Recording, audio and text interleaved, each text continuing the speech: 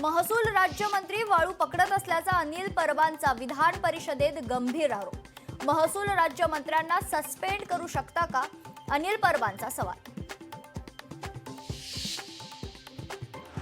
काँग्रेस नेते नाना पटोलेंचं दिवसभरासाठी निलंबन। शेतकऱ्यांच्या प्रश्नांवरून आक्रमक होत अध्यक्षांसमोर धावून गेल्यानं कारवाई। ठाकरे बंधूंचं महाराष्ट्रातील जनतेला विजयी सोहळ्यात सहभागी होण्याचं निमंत्रण। राज आणि उद्धव ठाकरेंचं जनतेला निमंत्रण पत्रकातून एकत्र आवाहन। जय महाराष्ट्र, शुभ सकाळ मोदी, शहांना टॅग करत संजय राऊतांचं ट्विट। वाघ अजून जिवंत आहे हे सांगण्याकरता ट्विट केल्याचा राऊतांचा दावा। फडणवीसांनी जीआरच्या गोष्टी आम्हाला सांगू नये।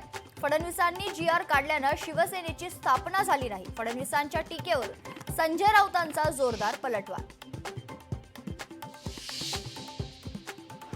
विरोधी पक्षनेते पदासाठी आपलं नाव आघाडीवर, ठाकरेंच्या शिवसेनेचे भास्कर जाधव यांचा दावा। पण अद्याप विरोधी पक्षनेते पदाचा चेंडू अध्यक्षांच्या कोर्टात। बीडमधील अल्पवयीन मुलीवर लैंगिक अत्याचार प्रकरणी एसआयटी स्थापन करणार। मुख्यमंत्री फडणवीस यांची विधानसभेत घोषणा।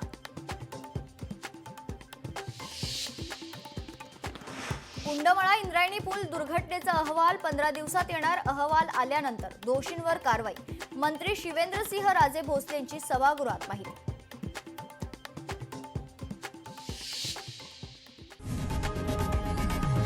लोकशाही मराठी ऐका, पहा, जागरूक रहा।